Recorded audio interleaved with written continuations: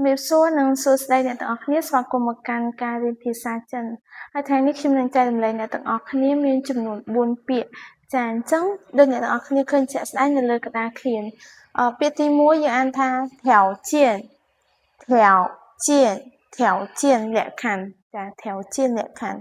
ពាក្យទី2អានថា抱怨ចា抱怨មានន័យថាត្អូញត្អែឬក៏រអ៊ូរទាំអីចឹងទៅ抱怨ចា抱怨ពាក្យទី3អានថា愤怒ចា愤怒មានន័យថាកំហឹង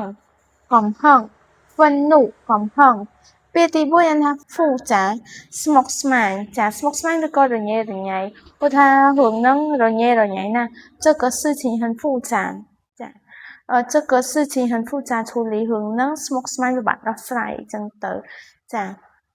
អញ្ចឹងខ្ញុំនឹងអានឲ្យអ្នកទាំងអស់គ្នាម្ដងទៀតពាក្យទី1អានថា条件លក្ខខណ្ឌពាក្យទី2អានថា抱怨ត្អូញត្អែពាក្យទី3អានថា愤怒កំហឹង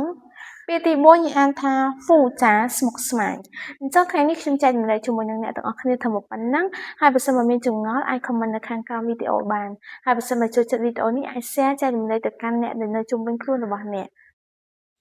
谢谢អរគុណ